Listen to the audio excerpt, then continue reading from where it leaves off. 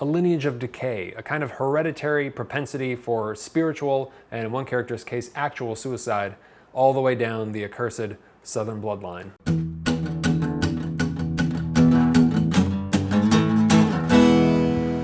Better than food.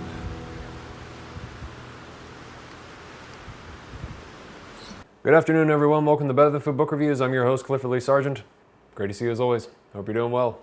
Going for a little more subdued lighting today, considering that it's, well, you know, the rapture. The light is yellow from this giant blanket of wildfire smoke that is choking my city. It's a bad time. Well, when life gives you lemons, get that coffee. This episode is brought to you by the Ridge Wallet. These things are awesome. They're light, sleek, industrial, easy to use.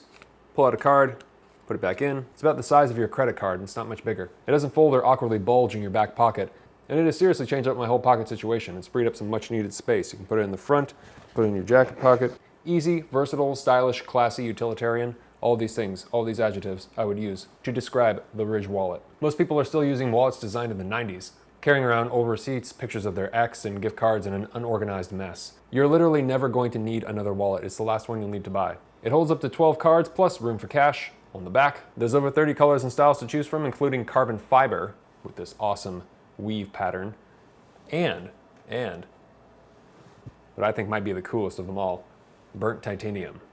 Look at that. I mean, that is badass. Look at that. Look at it on camera. It looks dope as hell. I mean, if the Terminator carried a wallet, right? It totally feels like this thing could take a bullet. And this one here is my go-to. This is just the matte black titanium. Super simple, awesome. These are easy to say nice things about, you know? And if this wasn't enough to win you over, check out their 30,000 five-star reviews. The durable material means that each wallet comes with a lifetime warranty. You could buy one wallet and carry it for life. In fact, the Ridge team is so confident you'll like it that they'll let you test drive it for 45 days. And if you don't love it, you can send it back for a full refund. Get 10% off today with free worldwide shipping and returns by going to ridge.com/betterthanfood and using the discount code betterthanfood. Link is below. Thanks a bunch. Just really quick, I recently did a bookshelf tour, which is available for patrons if you donate $1 or more on Patreon. There's a lot of stuff I go over that I'm going to review, so if you want to get a head start, that would be the best way. It's almost half an hour long, and that's the first part. I wasn't sure how it was going to be received, but it's gone over very, very well. So there's a part 2 on the way, and there's more in the future, I'd wager, as this will all shift from time to time. So yeah, if you're interested, the link is below. Thanks a bunch. Today is what is widely considered one of the greatest Southern novels ever written, and I believe also widely considered one of the greatest American novels written,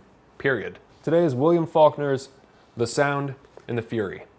This was one of the more difficult books I've read, but by no means impossible or obnoxious in its obscurity. Maybe at first if you're coming off of something really light, but you're going to be fine. In fact, it's really enjoyable the more you read because as you read The Sound and the Fury, it gains clarity with each chapter. Like Absalom, which is the only other Faulkner I've reviewed, it's revealed gradually. And by the end, you're able to understand at least the major plot points of what you just read. Though, of course, with this book, there's a striking amount of depth. There's an excellent glossary and commentary by Stephen M. Ross and Noel Polk that was sent to me by a very generous patron. I was already well through the novel by the time I got this, but I did dive in here just a little bit, and there's stuff, very valuable stuff I feel, in this review that came directly from this. I thought it's just terrific. I mean, it just line by line, it'll illuminate, you know, the depth. Thanks, Jeff, really appreciate it. He's responsible for this whole review in general. He inspired me to pick this up. I mean, which of course was very easy for me because I loved Absalom. I think that's one of my favorite books. Yeah, Absalom is one of my favorite books. It's epic on a scale that so few novels are. I mean, it's difficult to give you a quick, pithy summary. You can check out the review, see what you think. Maybe you'll like the sounds of it. But that book is, I mean, it's right up there with Blood Meridian and just some of the really heavy Paradise Lost. It's of that caliber. It's amazing. Like Absalom, The Sound and the Fury could be described as an anti-Gone with the Wind. There's nothing idealistic about Faulkner's South. It's all about the emerging new era and the death of the old South. There will be a few spoilers in this review, just a heads up. William Faulkner, one of my favorite authors, was a very famous American writer from Mississippi who won the Nobel Prize in Literature in 1949. His books are considered among the greatest American novels, and The Sound and the Fury, published in 1929, is perhaps his most famous and well-known. I'm sure you've heard of it. It's an American classic, but also notorious for being difficult and inaccessible. I mean, compared to Gravity's Rainbow, which I'm reading right now, It's nothing. You're going to be, it's totally fine. The definition of obscurity is the quality or state of having a veiled or uncertain meaning, right? And I noticed under the Google search for similar words to the word obscurity, that one of them is Twilight. And that was the original title for The Sound and the Fury. But one famous Bill had to go and pay homage to another famous Bill. And so that title is a reference to a line from Macbeth in the Tomorrow, Tomorrow, and Tomorrow part, Act 5, Scene 5. It is a tale told by an idiot, full of sound and fury, signifying nothing.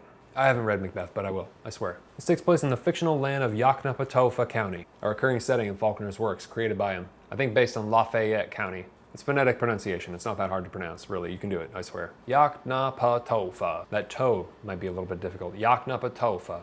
Yoknapatawpha is a Chickasaw word that means water runs slow through flat land, as he said in this YouTube clip I've linked to below, where he's explaining the pronunciation and definition. It's pretty cool. Faulkner himself is. The Sound and the Fury is a Southern Gothic tale about a once prestigious Southern bloodline's disintegration into ruin. Concerns the Compson family and its ill-fated heirs. Heirs like H-E-I-R-S and errors as in E-R-R-O-R-S. Actually, it's heirs like it's lofty heirs. It's heirs like the people who inherit, the legacy, and it's errors as in all the disastrous mistakes they've made. And the family of black servants who live with them and manage the household throughout the years. It takes place in the early part of the 20th century. In a big way, it's a metaphor for the crumbling South.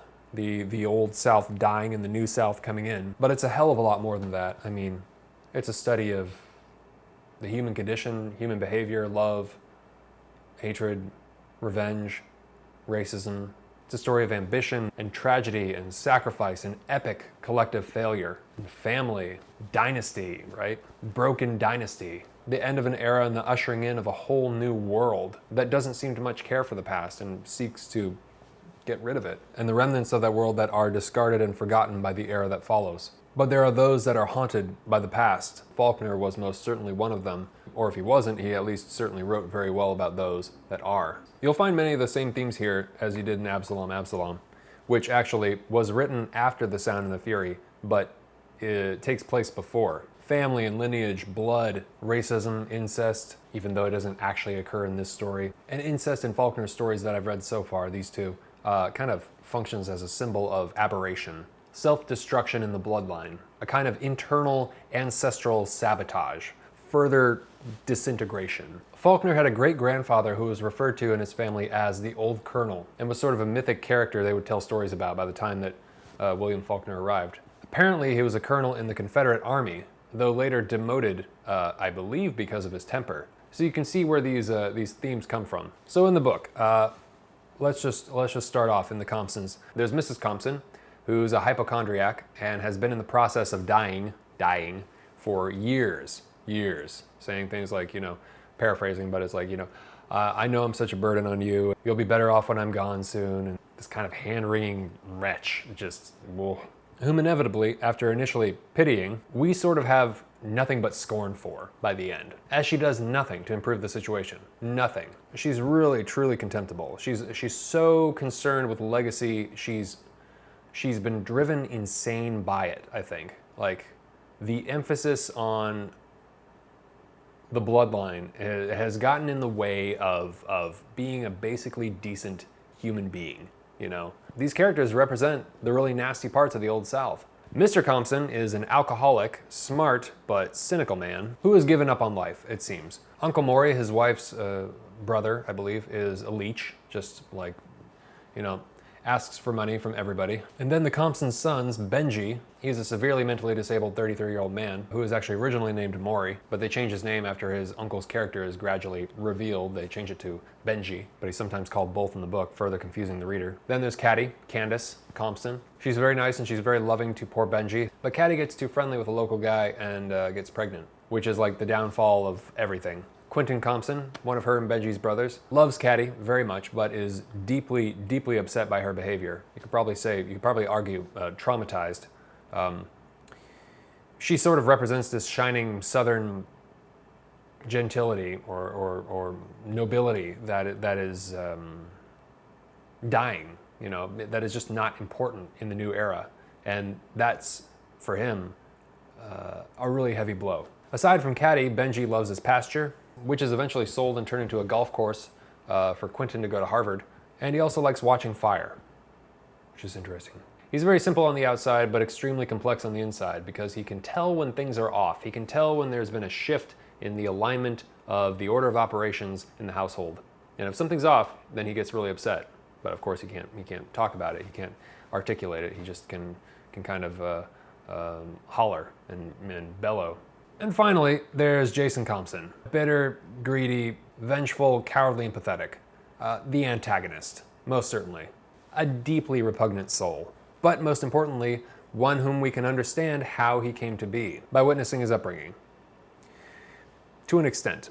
I think there's something just genuinely evil, genuinely wrong with him from the get-go. Dylsey Gibson is a Compson Homes black servant, and she lives there with her family and manages the household. She's the real manager of the household, honestly. Her children, Versh, Frony, TP, all take care of Benji at one point or another. Frony, I think Frony does, I'm not sure. Frony's her daughter, and Versh and TP are her sons. Then there's Luster, Frony's troublemaking son and Dylsey's grandson. And he takes care of Benji as well, but he's a pain. He's frequently deliberately making Benji upset. Faulkner was in part raised by a black nanny named Callie Barr, who told him stories about the war and slavery and so on. So it'd be surprising if Dylsey didn't have some of Callie in her. Faulkner seems sympathetic to the plight of black people in this time and era. While the emancipation happened, race relations at this time are, of course, anything but civil. And our impression is that she's trapped and stuck with this family who she's been with for a long, long time. One of her kids, too, says something about, like, the family in general. Like, he notices, he's like, they're not lucky. Like, something's off, right? Something's off with the Compsons. I enjoyed what Faulkner does with time and the consequences of the actions of family members upon future generations. It's interesting to think about in relation to oneself, the complex web of events and relationships that shape the course, in this case, the downfall of a bloodline. So let's talk about the structure. There are 4 chapters, each titled with a significant date. 3 of them are narrated by the brothers, Benji, Quentin, and Jason, respectively. The 4th chapter is in the 3rd person, and the protagonist is Dylsey. And then there's an appendix that was added later in 1945 that is just a list of the Compson family members, and it also serves as kind of an epilogue or kind of a conclusive piece to the book. So you get all the major plot points and you understand what happened. It's the story of Caddy's loss of honor, which results in Quentin's suicide at Harvard. And it's the story of Caddy's illegitimate daughter, Quentin, named after Quentin, staying at the Compson house while Caddy works and sends her money. Caddy's been banished, basically. She's not allowed to return home. She can't see her daughter. She's not allowed to, I don't think her name is allowed to be spoken in the house. It's pretty extreme. She was married briefly, but then her husband, who'd promised her brother Jason a job at a bank, left her.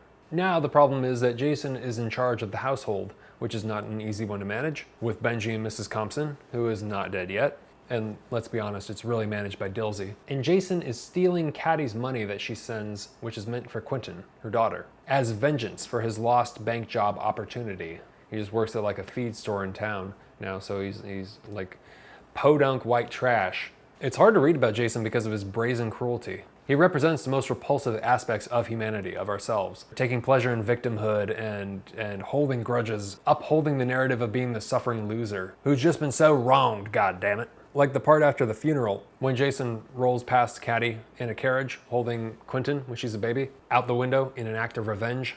It was just like a sinking gut punch for me. I mean, that is a deeply dark, disturbed man. I won't tell you more because I don't want to ruin it, but it was just like, there's something so simple. That's it, really. But you'll see in the context of that why it was so cruel. Just like, you can't descend more than that. I guess you can. He kind of does, I think. It was like deeply uncomfortable to read. There's barely any other act that I've read that I can think of that is just such a pure and total expression of cruelty. That old adage, hurt people, well, it's true. And I'd wager that nowhere has it been written about with more convincing force than in the work of William Faulkner. This reinforces the theme of Faulkner's found in Absalom, Absalom: ancestral pain, tragedy, cruelty handed down generation through generation, a lineage of decay, a kind of hereditary propensity for spiritual, and in one character's case, actual suicide, all the way down the accursed Southern bloodline. The deeply disturbing thing is that Jason's cruelty is not meaningless. On the contrary, it's very believable to see how he came to be that way, given where he grew up and what happened to him. There's some inherent deficit in his character, I believe, but it's still traceable. It turns out I should have read this one before Absalom, Absalom, and in fact it takes place after the events in Absalom, Absalom, though it was actually published years before. So Quentin Compson is a character who appears in both of the books. In this one we find him at Harvard, and we do as well in Absalom, Absalom, where he tells the story of Thomas Sutpen to his roommate at college, Shreve. In this one, Shreve is present as well, but the narrative focuses on Quentin's relationship with his sister Caddy. He kills himself because of her losing her purity before marriage and getting pregnant, and thus bringing shame to the Compson clan. But Quentin has always been in love with death, as Faulkner puts it in the end. He's a sort of metaphor for the whole downfall of Southern gentility. He's obsessed with shadows, and that comes from the line in Macbeth as well.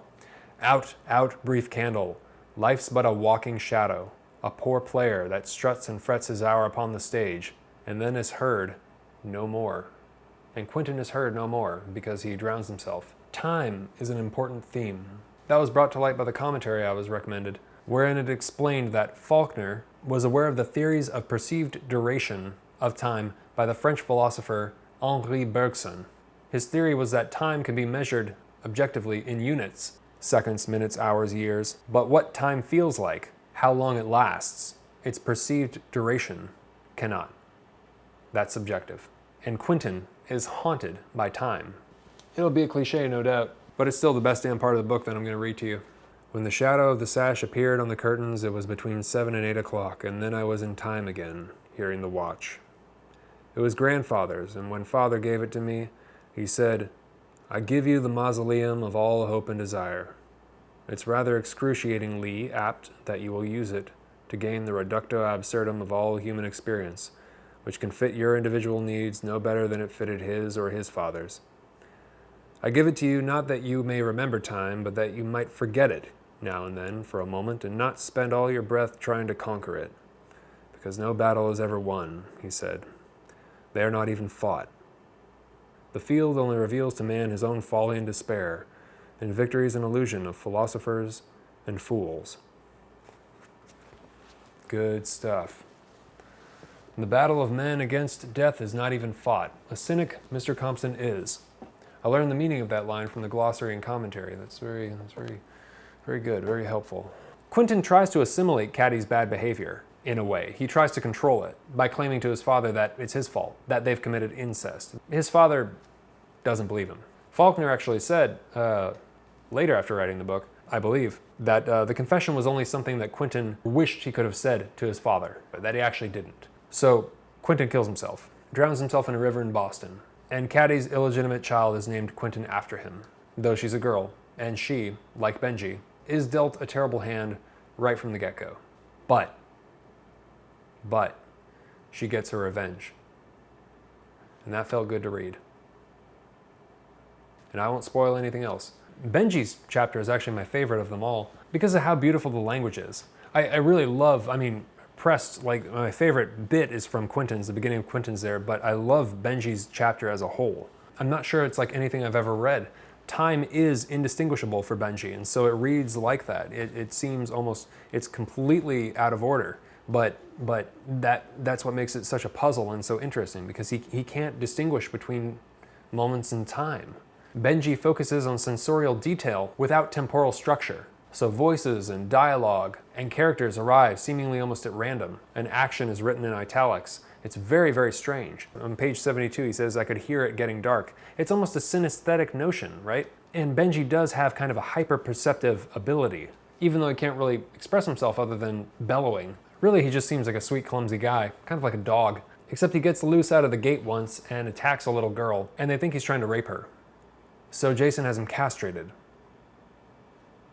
Yeah, that actually happens in the book. Right. Whether or not Benji was intending to do any harm is a question mark.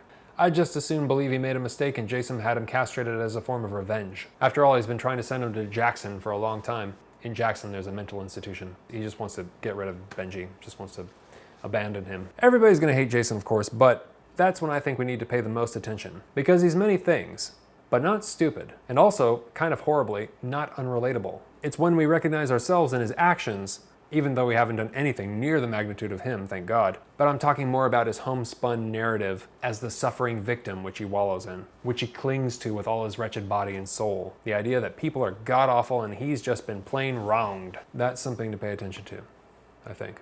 None of us want to turn into that, and there's a real threat of that in life, I think. Benji is really the most interesting character in the novel. Dylsey is totally worthy of admiration in her composure and endurance, for sure. Dylsey possesses all the good qualities that everybody in the Compson family lacks.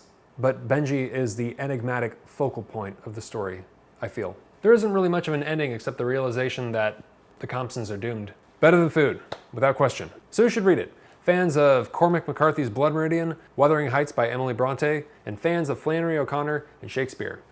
Definitely pick it up. It's amazing. So what did I dislike about it? Some parts drag and Absalom felt more accomplished. That's all. But I mean, it's a safe bet. It's amazing. And there's just layers of depth to this thing. And I may end up loving it after getting through the whole glossary, you know? Definitely worth a reread. Probably an updated review down the road as well. Anyways. Coffee time. For those of you who are new, welcome. Thank you for watching. I take all the names of the patrons on Patreon who have donated $5 or more per video. I place their names in this mason jar, and I pull out a name for every review I do, and I send whoever's name I pull out a hard copy of the book I'm reviewing, plus a bag of coffee, roasted by one of the wonderful roasters here in Portland, Oregon. You know, because of the pandemic and the lockdown, and it helps to support small businesses, and so, you know, I figured, why not? Usually it's roasted by me, but for safety and those reasons, I send out coffee from them. So if you'd like to get in on that, you can head over to patreon.com/books-are-better-than-food and donate $5 or more per video. $1 more will get you access to the Patreon-only reviews, the Discord channel, and the Better Than Friday newsletter that I send out every Friday, which is just a list of 5 different things I'm interested in at any given time. Could be books in the pipeline, music, film, articles, changes week to week. If you think we have similar taste, I think you'll get a lot of value out of that. So the link is below, if you'd be so kind. Thank you very much. Best of luck to all the patrons. Thank you very much. Okay, here we go.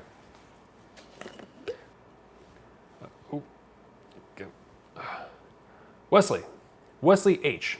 Thanks a bunch, Wesley. Really appreciate it. You're going to receive The Sound and the Fury by William Faulkner, plus some delicious coffee. Cheers. Please subscribe if you haven't already, and hit the thumbs up if you enjoy this. Thanks so much. And always remember, bring a book wherever you go. All right, thank you very much for watching. Please stay safe wherever you are. Take care of yourselves. Have a good night, and I'll talk to you soon.